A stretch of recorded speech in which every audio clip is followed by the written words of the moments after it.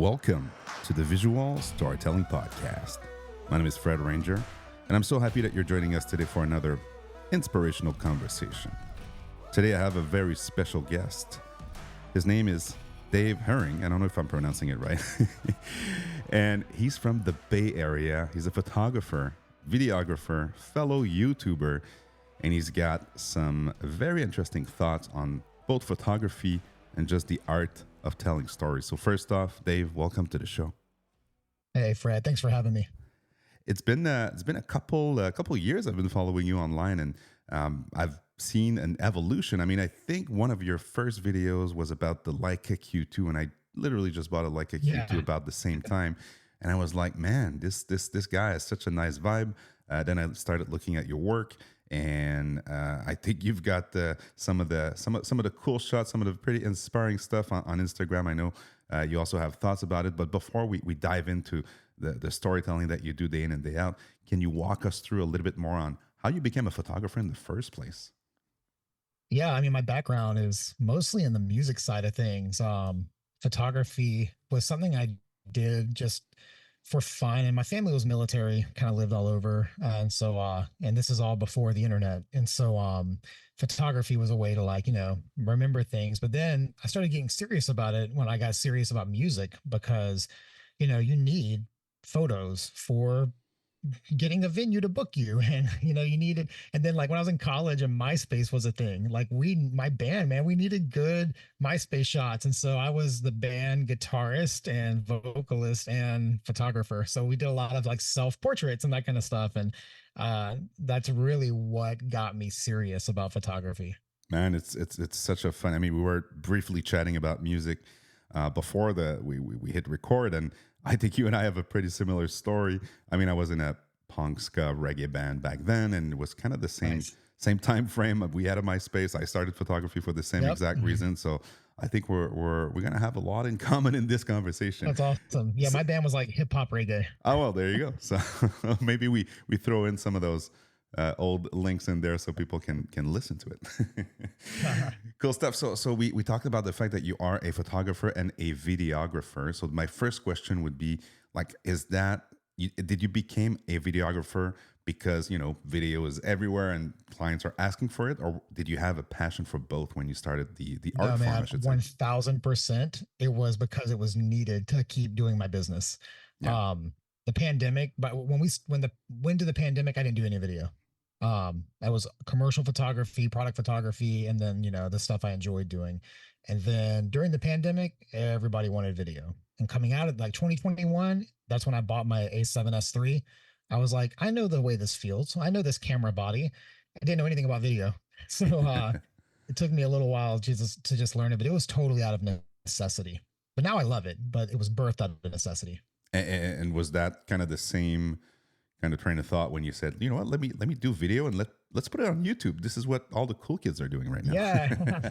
It's actually funny because two reasons. One, like I do feel like there's some stuff that I want to share. I'm not new in this career. I'm 40. I'm 41, so I'm not like just starting out. I'm kind of halfway through, and so there's things I've definitely wanted to share. And I do a lot of one-on-one mentorships and group things like that. And so I was like, YouTube could be a good platform to start bringing some of the creative philosophy stuff into a discussion. At the same time, I suck at video and I need to learn how to be better at video. And I'm very like disciplined and goal driven. So I'm like, if I'm going to make videos, I'm going to do it. I'm going to give myself deadlines and get those done. And honestly, it was so funny because like doing YouTube has made me so efficient, not only at using my video gear, but then also the editing process. Like I had a gig last summer. I shot a 29 lecture e-course in Greece. Whoa. Right?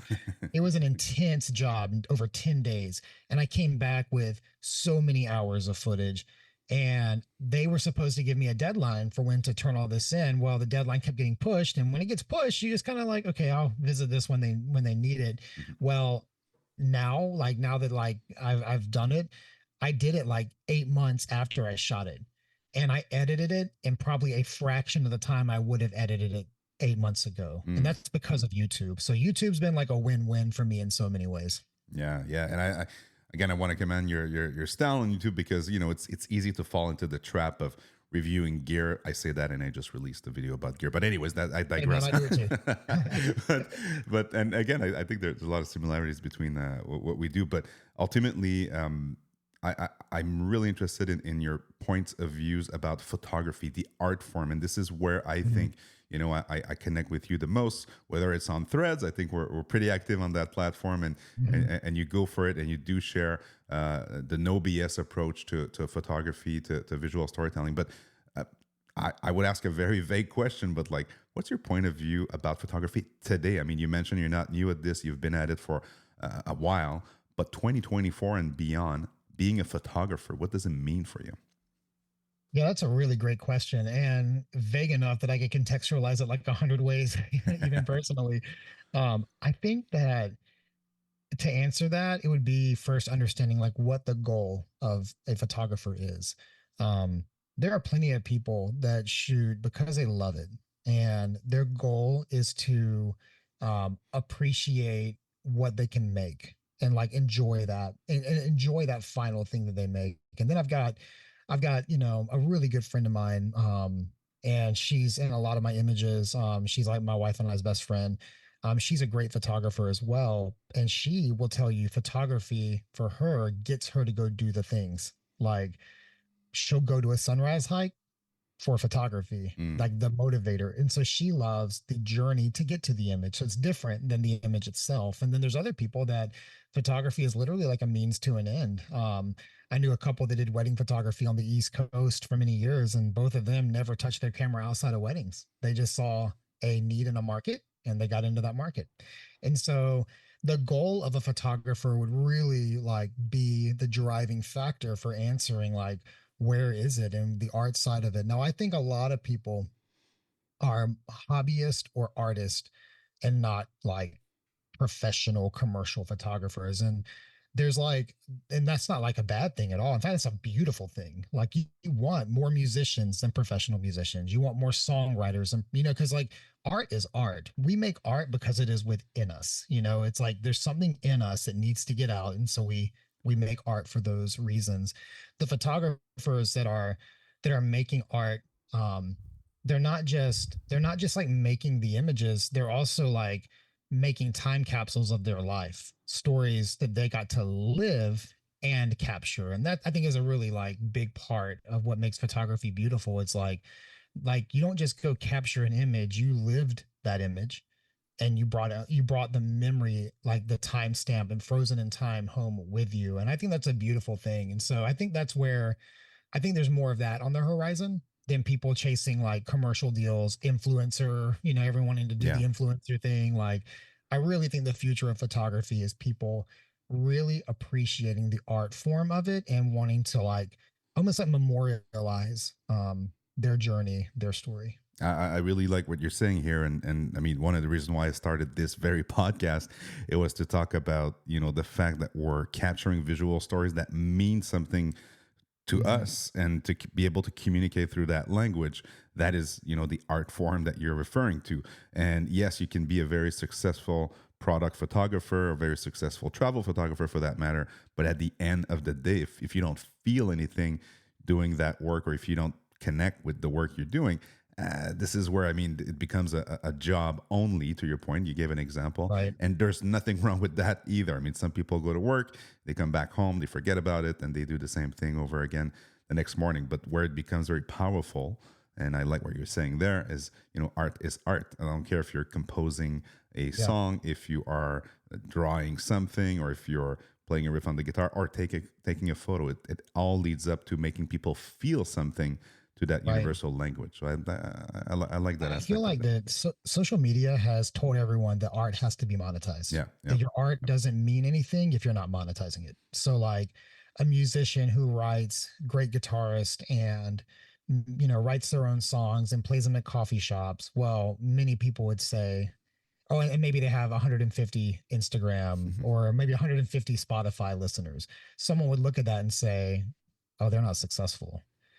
But like, who are you to define success? Yeah. And I think that has happened in photography too. It's like at some point the follower count became a badge of success, or the brands you have listed on your website became a badge of success. And that, man, that is such a miss. And I think we're going to see the pendulum swing the other way though. And that we had like the 2010s through like 2020s, maybe it's like that was the marker. And I think now we're going to see the pendulum swing back to like truly appreciating the printed photo galleries, curated journeys through someone's work. I think, I don't know. I'm very hopeful about where it's going. I like your positive spin on it, because if you look at conversation around AI and so on and so forth, Yeah. there's a lot, and followership, and seeing these brand deals, and if you don't shoot Leica, if you don't shoot this brand, you're not a real Mm-hmm. photographer. Like this is complete Yeah. BS.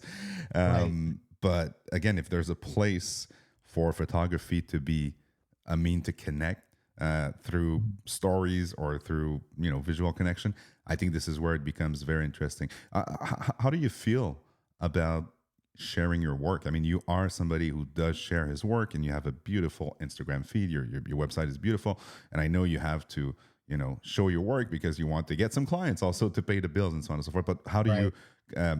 relate to sharing your work on these very social media platforms that we're kind of skeptical about? Yeah. I mean, again, like I'm a big believer in how you win people is what you win them to. So for me, that means that like when I evaluate where I can share my work, like I'm really evaluating what I want to win them to. If you go to my Instagram, yeah, I've got a feed that's been around a while. I used to post like really often. Today, I post maybe on a good month, maybe once a week. On a normal month, probably like once every other week, and then sometimes once a month. Super active on Instagram posting because the clients that I want don't go on Instagram to get photographers. You Hmm. know, they're not there. I do a lot on my website. My website is the number one place where I put my images because I own that platform. I also get to curate the experience you're going to have. I don't get to curate the experience you have on the Instagram app. You know, the Meta has curated that. Um, so I spend a lot of time on my website. That's the number one place that I go to. And my website has two parts, it has a public part and a private part.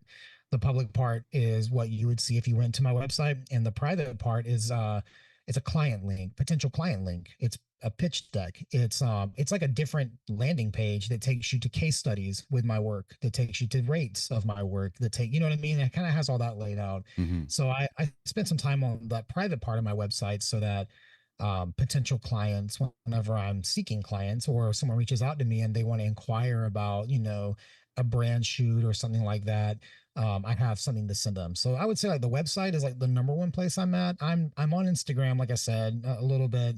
I do engage the community a lot on Instagram. Like I involved in chat. You DM me, you're gonna hear back from me. I don't ghost people. I don't leave people on red. And I'm small enough as a creator that that doesn't overwhelm me. But I would love to think that even as my platform has grown over the years, I've still been true to that. I've tried to respond to people and not gatekeep and not be inaccessible. But I'm not on like the major social apps. I'm not on TikTok. I don't post Instagram reels. I just post images I like and then work on the website otherwise. Speaking of images you like, so you've developed a style over the years, and I can see on your Instagram feed or your website that, again, depending on where you are in the world and so on and so forth, there's that consistency. So do you feel that consistency and look and feel are important to define, a photographer's angle or how he sees the world through his own lens? Is that something that you've always had, or you've developed Yeah. recently? I know consistency's always been really important to me. If I look back over like the past decade, I'm gonna see my style evolve, and things that I'm shooting, like it's almost like I can look at an image I took in 2015 and say, oh yeah, that's 2015. Part of it's like the wardrobe, part of it is what I was shooting, you know what I mean? Like we have our seasons, right? But at the same time, like a musician, because you recognize their voice or maybe like their style of music. I'll tell you a good example of this is John Mayer. Mm. Because I mean, I think he's the greatest living guitarist, and I'll fight anyone that tells me otherwise. Like, I think he's the greatest living guitarist.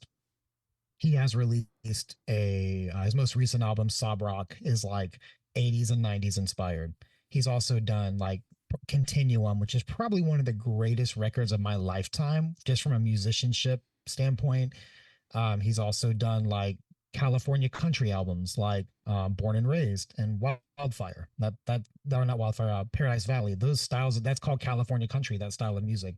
But it's all John Mayer. Like you hear the guitar, you know that's him on guitar. In fact, I was listening to JP Sachs. He's a Canadian artist, big artist, and there was a song that was just shuffled up, and I was like, whoever's playing guitar on this track, they are like students of John Mayer style. And then it ended up it was John Mayer featured on his track. There you go. But it's crazy that like I was able to Yeah. say that is a John Mayer style guitar lick. That is a John Mayer tone. Anyway, to bring all this kind of home to your question, like photographers, I definitely think that photographers should have a voice, Mm. a consistent voice, a consistent style, not in the way that they edit, but in like the the story that they tell is kind of our style as photographers. For me, like whenever I go on a shoot, I capture that shoot with the same camera and lenses, or if I change up the camera and lenses, I'm still working with common focal lengths. I'm not out there shooting with like a uh, 95 millimeter. Like, I'm shooting with common focal lengths. And so there are similarities every time I go on any shoot, whether I bring a film camera, a digital camera, like, you know what I mean? So I can like I can develop my own way of telling those stories no matter what I'm using. It's still coming, from my head and through my lens. Yeah. So I definitely try to have some discipline with that and get some consistency. So speaking of, because you did mention lenses and focal length and so on and so forth, any lens recent lens that you were surprised by? They're like, oh man, I didn't know I like that type of lens. Like because you've been shooting consistently with, I don't know, 35 or 50, whatever you Yeah, man, use. 35 is Well, on my go-to. well, Yeah. there you go, there you go. It's always 35. I'm a big fan To too. me, 35 is what a photo looks like. Yeah. But any lenses you've that because you do review gear just like me, and Yeah. any lenses you've were surprised by when Yeah, you tested it. I think the last 12 months, I have been shooting a lot of 50, Hmm. whereas prior to the 12-month, like years prior, I don't think I owned a 50. I bought my first 50 last May. I bought a Leica 50 Summilux. I went all in. I was like, if I'm gonna have a 50, I'm going all in. Um, and honestly though, I didn't shoot it a ton last year. Yeah. Um, this year, I've had it riding on my M6 a lot. Like I've been using it for film more than digital, but uh, I've had the 35 on the M11 and the 50 Summilux on the M6, and it kind of lives on that camera. And I don't know, like lately I've been shooting just at focal length way more than I ever have because I've really learned that it is about the same as my eyes see things. Like the focal length through the lens and through my eye are like nearly the same. My eyes are wider, like they see to the left and to the right more, but I'm talking about like the distance and the way Yeah. things look front to back. Um, and I don't know that there's like to me 50 has been really interesting because it has like a human element to it. Mm. Like it's very humanistic, and so that focal length has been very new for me, and one that if you told me a year and a half or 2 years ago that I would be shooting 50 a lot, I'd say never, man. I'm like 35 all the way. You won't catch a 50 on my camera. But wait, I have Not the true 50, today. I have the 50 Summilux too, and I love it. It mainly lives on my M10R though, because I will admit it. Focusing it, I don't know if you shoot it at 1.4, but focusing it at 1.4, hit and miss. Like it's very Oh, hard dude. with that focusing On patch. my M6 1.4 doesn't happen that much. I'm not that so, brave. so you keep it at the 5.6 and up, I guess. Yeah, I mean, I do a lot of natural light, Yeah. 5.6, and if I've got Portra 400 in there, I'm at f8, Of all course. day. Yeah. But I shoot at 1.4 quite a bit on the M11. Yeah. And there I can miss 100 times and it's okay. Yeah, or use the live view or Visual Flex if you have Yeah. one, and Yeah, I've never. I try not to use the screen that much, and I've never used the VideoFlex or anything. Yeah. So we have to talk about Leica cameras because again, Yeah, of very course. very similarly, I think we did shoot another system before, and we discovered the Q. I mean, I don't know if that was the first Leica camera you had. For me, it was the Yeah. Q2, and the rest is history. So was it a similar kind of gateway to the It Leica was, ecosystem? Yeah. Yeah, I've always wanted an M. Hmm. Like, I mean, I'm talking even like when I was in college, when I was shooting like, in the early 2000s, I was like, one day I'm going to get an M one day. And then I remember when the M8 came out, I remember being like, they made a digital M. Oh my gosh. Too bad it's like $10,000, and Yeah, I always wanted one. And then I don't know. I tried. I've shot so many brands of cameras over the last 20 years. It wasn't until I got the Q2 that it felt like I was like landing the plane. yeah. Um, I had tried, being a Canon photographer for a while because everyone was on Canon in the early like 2010s, and The then colors, the colors. the colors. Oh, hey, there's a Canon colors. They're Yeah, so perfect. And then I switched to Sony because Canon was so heavy, and I had a 2-week shoot in the Middle East. Came back carrying around 5L lenses and 2 Canon bodies, 5D Mark IV, and my back was gone. I was like, I can't do this ever again. I'm going mirrorless. And going mirrorless, when I did it, meant going Sony. yeah, So I switched over to Sony, and that was awesome. And I still shoot Sony when I need it. I've got my Sony kit still, but getting the Q2 felt like an M, but it felt like somewhere in between what I knew already and the M. yeah. And Q2, I mean, I live in the Bay Area, so you can basically find anything you want used at any time. And I found a good price on a Q2.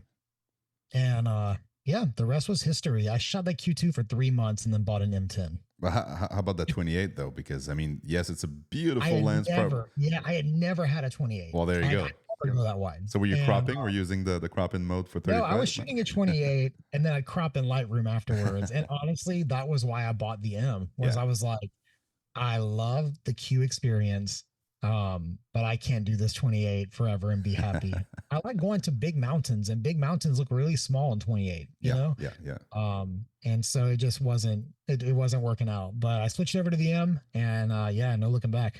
Yeah, man. Talk to me about that M11. I think M11P. I think right. The, yeah. No, I don't have the P. Okay, okay. The I got M11. my M11 before the P came out, and so Got and for me, I can't. It'd be a vanity upgrade.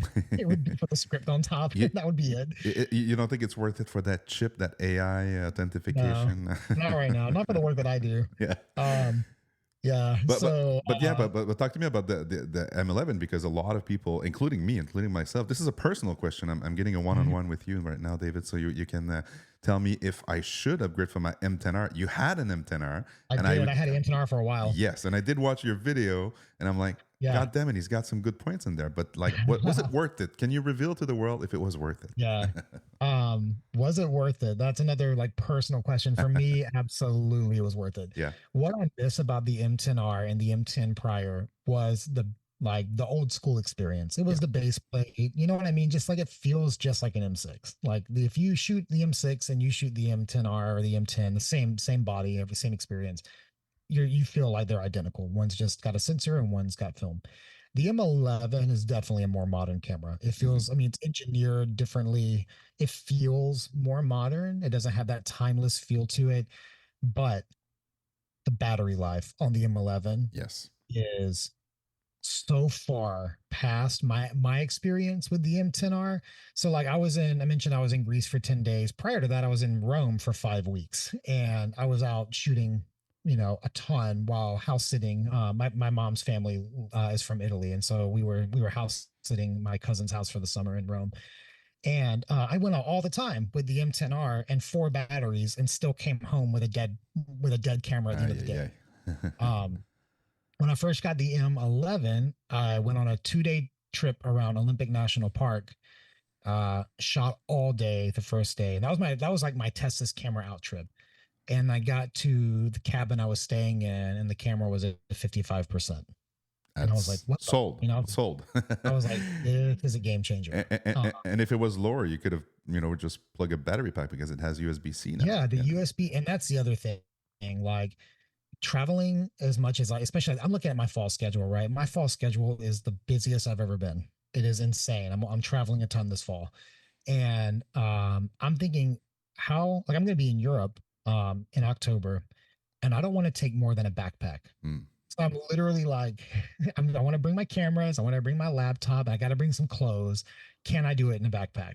Well, The only reason I can say yes is because my laptop, my camera, my phone, everything's USB-C, Yeah. and I have a USB-C like block that has three 100-watt outputs and then one I think 60-watt output on it. And Yeah. I'm like, that one block can take care of my laptop, my phone, my camera, like everything. And so there's like a minimalist convenience to that technology, to that USB-C technology that makes the M11 for me just work really well. I don't think the images I'm getting are better or worse than the M10R. I Hmm. would say like, yeah, there's more resolution.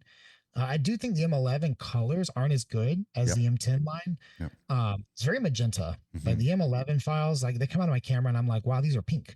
I've got to change these. But I edit. I don't shoot JPEG. I mean, unless it's black and white. I don't shoot JPEG. So I'm editing anyway. So I don't really care about that. But I will say that the M10 and the M10R had much better, like straight out of the camera colors. Yeah, I did when I did the review of the M11. I did find that also, but very very convenient to have that tri resolution, the USB Yeah. C, the longer battery life, and of Mhm. course just a more modern approach to it. I'm looking forward to the M12 actually because there's a couple of things that I think they can make better, and yeah, I Yeah. guess Yeah, we're Leica does probably a it few years out still, slower. but I'm curious to see. Someone asked me if I'll upgrade like to the next Leica when it comes out, and I mean I don't know. It's hard to predict what we're gonna do. But I think the next if I was like saying, hey, unless it's like a super compelling, I mean like game changing device, to game changing things in the 12, I probably would hold off. But I will likely be upgrading to the M12P when Yeah, that day comes for that top script. I yeah. really want that top script. I Top love it. It's script so and beautiful, but I can't justify it on the M11. and some people are even talking about a hybrid viewfinder, just like Fuji. I don't know if most people would like that, but some of the rumors I would are. hate that personally. It wouldn't be for me. So let's go back to images. So for again, very vague question, but I like asking this question because it's very personal, and we get to we get to know some people, what's in your head when you think about shooting. Mhm. What makes you click? So you did a lot of traveling and so on and so forth. So you could be capturing everything every single second of the day, but what makes you look at a scene and go like, voila, this is a scene I want to capture. I want to click it, and I want to record it. Yeah, that's a good question. I would say I've actually been thinking about this lately because I've been shooting way more film, and film you can't just run and gun. You can't just run and gun and come, have 1,000 images at the end of the Unless you're a day. millionaire. But I say you'll spend like $2,000 and Yeah, yeah. you'll have, and then you call your photos and you're like, oh, I got 7 shots. I'm so happy. Um, so I think that what makes me, fire that shutter is like, is this photo interesting in terms of lighting? Obviously, be cliche with that. But I would say even more than lighting, I have been really curious and noticing how much um, vertical and diagonal lines play a role in my Mm, compositions. yeah. Um, I'm working on a project right now in the Northern Plains. I've been up in like Wyoming, Nebraska, South Dakota. I'll be in Montana next month.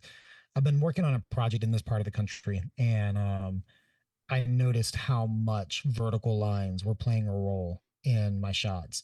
And then I was like, man, like I really looking back at like what I got on this project, like even like the spacing in between vertical lines, like have been really like I didn't notice when I was shooting that, but I'm like, what do these images have in common? It's like my vertical lines are similar. And then I was like, kind of looking back then at landscapes because I take photos of mountains. I love mountains. And then I noticed how much I use diagonal lines of mountains to compose my shots. Mm. And so yeah, there's something with lines. I haven't quite figured it out yet, nailed it down. But for me, when the lines are right, is when I fire that shutter.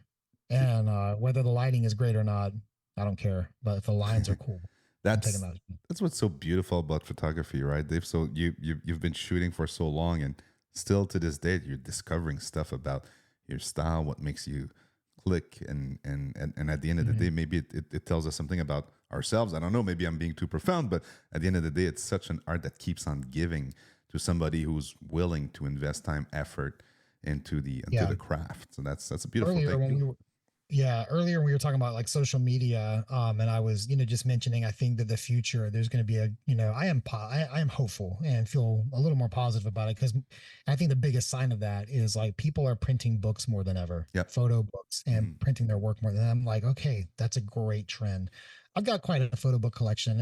Yeah, it's not huge, but it's like I only buy books of either friends or people that like I really appreciate. And Stephen Shore, if you ever get a chance to check out his work or any of you guys listening, like Stephen Shore, he has a project across America back in like I think it was the 70s, 60s, 70s, and what makes it so interesting is like what made me notice my vertical lines was noticing his. I Mm. was like, wow, I kind of shoot in a similar style. Like some of my images have this kind of vibe, and then I started noticing how perfectly spaced a lot of his his work is with vertical lines, and Yeah. it was like that made me have this like deeper appreciation and deeper connection to his work in that book.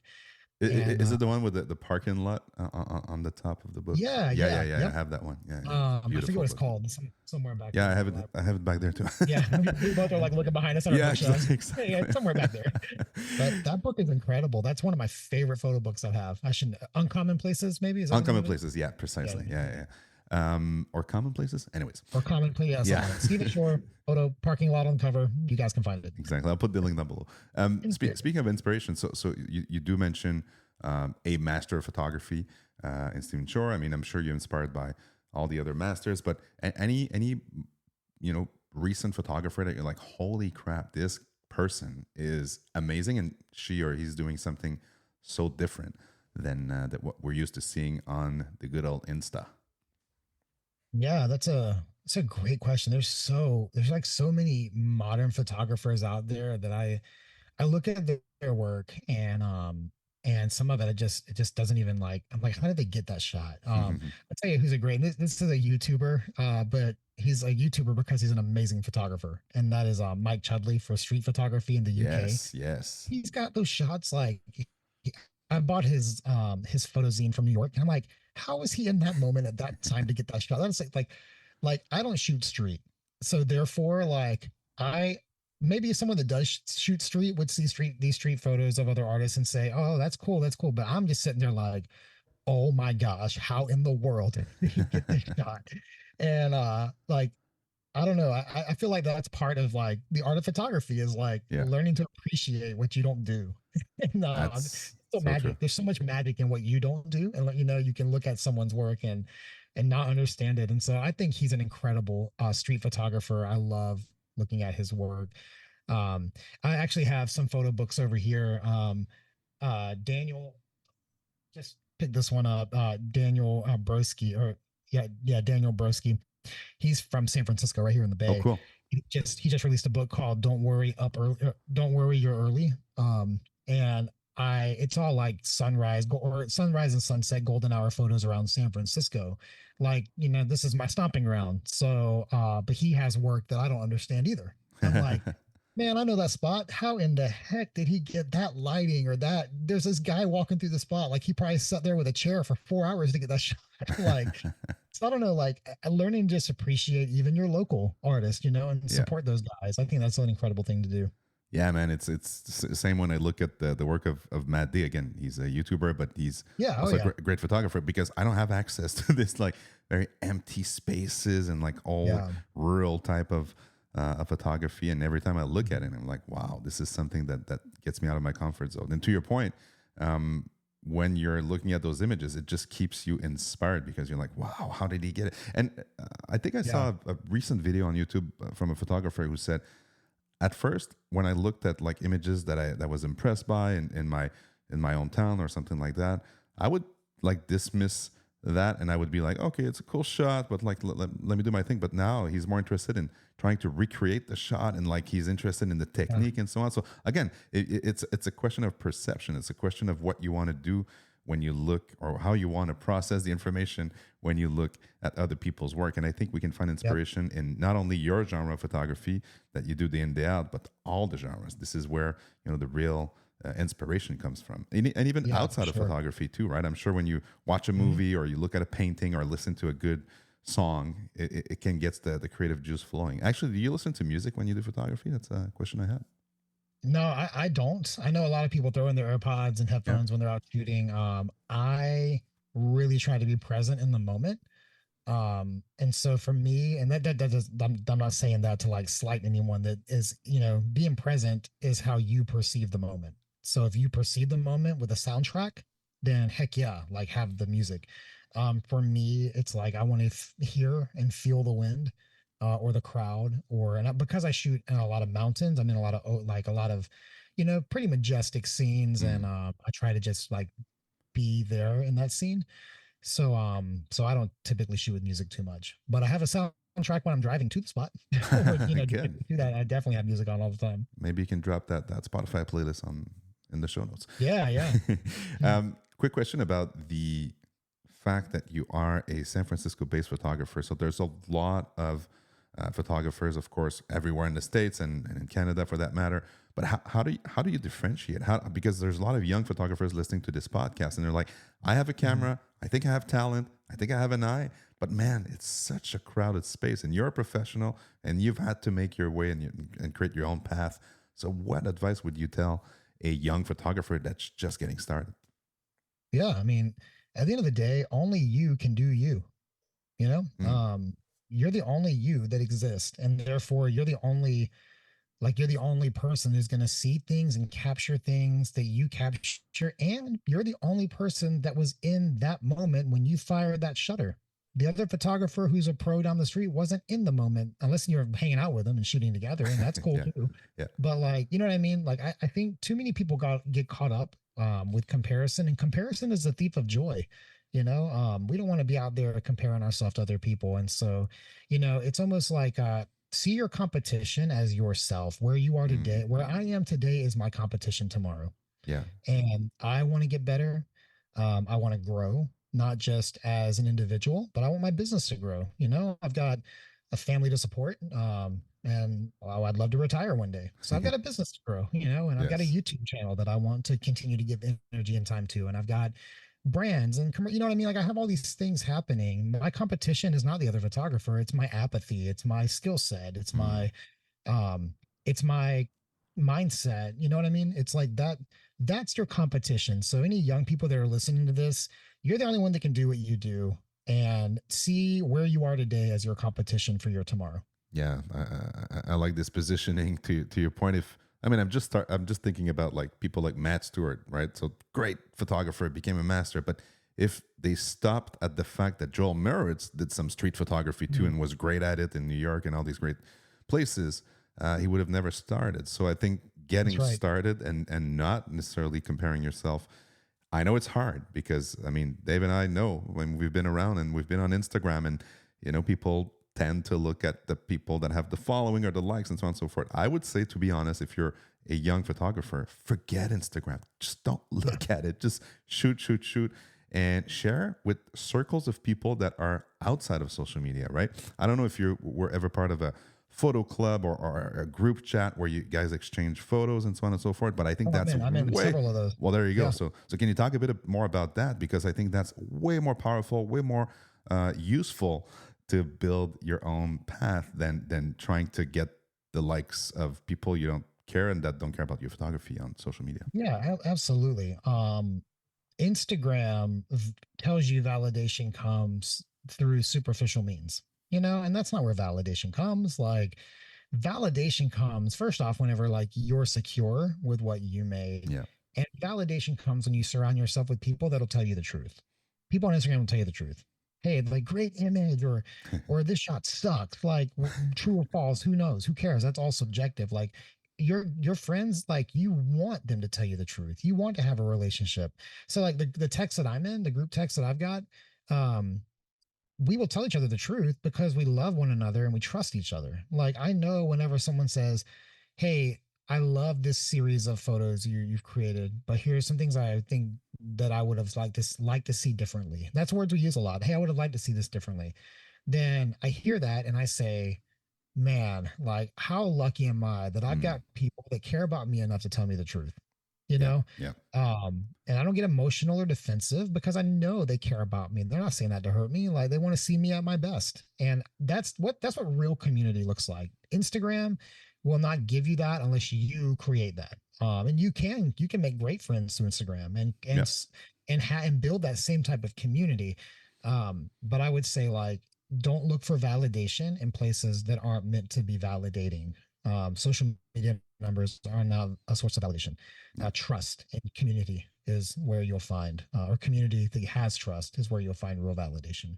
I love that. I love that. And I mean, again, I don't want the listeners to think that we're against social media. That the reason why we're talking today is because of social media. We connected on Instagram. So Absolutely. No, it's not yeah. like social media is a neutral thing. Yeah. It's not good or bad. Yeah. It's what you do Um, with it. Yeah. it's just what you do with it. Right. Exactly. Man, social media has brought me so many great friends and connections. I mean, there's nothing like meeting somebody in real life that you got to spend time getting to know through social media. That's an awesome thing a day of the day that we live in, you know. Absolutely. But if you use social media as a way to validate if you are good or bad, if you use social media as a way to build up your self confidence or tear yourself down, no, that sucks for you. You know, Yeah. you shouldn't do that. That's not what social media is for. And Dave, let's talk about projects. You did mention that you were working on a project. I guess it's a long term series. So that's also another very powerful thing. I think we can surface up and share on this Yeah. podcast. Can you walk us through your thought process when you start a project? Again, it can be daunting sometimes because you're like, oh man, it's going to take so much time, and I don't know where to start. So how do you go about projects? Yeah, I kind of got inspired for this in 2009, and I just finally started like working on it though. And it's funny how I had to cook for 15 years to start, getting me in a position where I felt like I could do it. But essentially, this what I'm working on right now, I mentioned it's in the north. It's about the northern plains, which is a part of the country that is very empty when it comes to people. There's not a lot of people there.